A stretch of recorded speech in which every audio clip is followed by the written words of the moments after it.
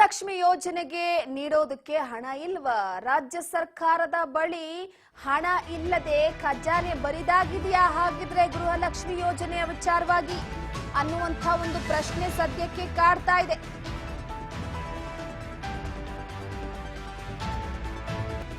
ಗೃಹಲಕ್ಷ್ಮಿ ಯೋಜನೆಗೆ ಹಣ ನೀಡೋದಕ್ಕೆ ಸರ್ಕಾರದ ಬಳಿ ಹಣ ಇಲ್ವಾ?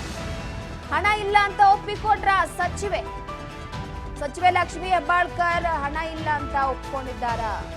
ಗೃಹಲಕ್ಷ್ಮಿ ಯೋಜನೆಯ ವಿಚಾರಕ್ಕೆ ಸಂಬಂಧಪಟ್ಟಂತೆ ಇಲ್ಲಿ ಲಕ್ಷ್ಮಿಯರು ಕಾದ್ ಕುಳಿತಿದ್ದಾರೆ. ನಾಳೆ ಬರುತ್ತೆ, ನಾಡಿದ್ದು ಬರುತ್ತೆ ನಮ್ಮ ಅಕೌಂಟಿಗೆ ಹಣ ಅಂತ.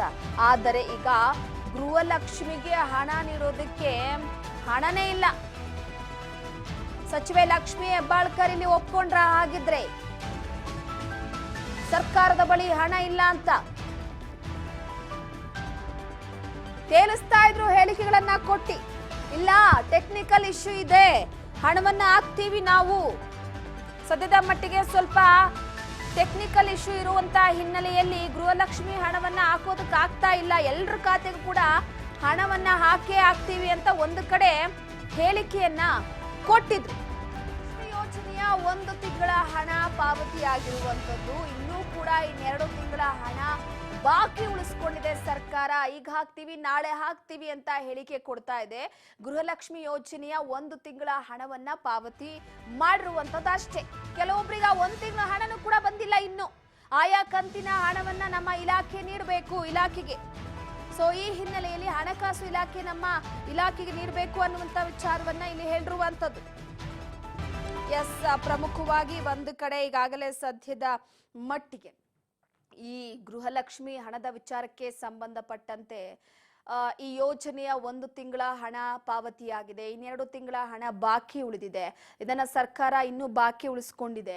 ಜೂನ್ ತಿಂಗಳ ಹಣ ಮಹಿಳೆಯರ ಖಾತೆಗೆ ಜಮೆ ಆಗಿದೆ. ಜುಲೈ ಆಗಸ್ಟ್ ತಿಂಗಳ ಹಣ ಮಾತ್ರ ಸರ್ಕಾರ ಈಗ ಬಾಕಿ ಉಳಿಸ್ಕೊಂಡಿರುವಂತದ್ದು. ಆಯಾ ಕಂತಿನ ಹಣವನ್ನ ನಮ್ಮ ಇಲಾಖೆಗೆ ನೀಡಬೇಕು, ಹಣಕಾಸು ಇಲಾಖೆ ನಮ್ಮ ಇಲಾಖೆಗೆ ನೀಡಿದ್ರೆ ನಾವು ಅದನ್ನ ಕೊಡ್ತೀವಿ ಅಂತ ಬೆಳಗಾವಿಯಲ್ಲಿ ಸಚಿವೆ ಲಕ್ಷ್ಮಿ ಹೆಬ್ಬಾಳ್ಕರ್ ಹೇಳಿಕೆಯನ್ನ ಕೊಟ್ಟಿದ್ದಾರೆ.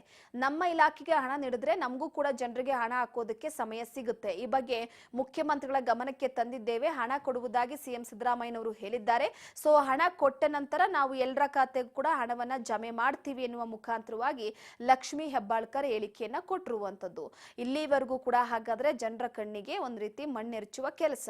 ಆ ಒಂದು ಟೆಕ್ನಿಕಲ್ ಇಶ್ಯೂ ಇದೆ, ಟೆಕ್ನಿಕಲ್ ಇಶ್ಯೂ ಇಂದ ಎಲ್ಲರ ಅಕೌಂಟಿಗೆ ಕೂಡ ಹಣವನ್ನ ಹಾಕೋದಕ್ಕೆ ಆಗ್ತಾ ಇಲ್ಲ ಅನ್ನುವ ಮುಖಾಂತರವಾಗಿ ಒಂದು ಕಡೆ ಹಾರಿಕೆ ಉತ್ತರವನ್ನ ಕೊಟ್ಕೊಂಡು ಬರ್ತಾ ಇದ್ರು ಲಕ್ಷ್ಮಿ ಹೆಬ್ಬಾಳ್ಕರ್ ಅವರು. ಈಗ ಇಂಡೈರೆಕ್ಟ್ ಆಗಿ ಎಲ್ಲೋ ಒಂದು ಕಡೆ ನಮ್ಮ ಸರ್ಕಾರದಲ್ಲಿ ಹಣ ಇಲ್ಲ, ಗೃಹಲಕ್ಷ್ಮಿಗೆ ಹಣವನ್ನ ಕೊಡೋದಕ್ಕೆ ನಮ್ಮ ಖಾತೆಯಲ್ಲಿ ಹಣ ಇಲ್ಲ ಎನ್ನುವ ಮುಖಾಂತರವಾಗಿ ಒಂದು ಕಡೆ ಈಗ ಹೇಳಿಕೆ ಕೊಟ್ಟಿರುವಂತದ್ದು.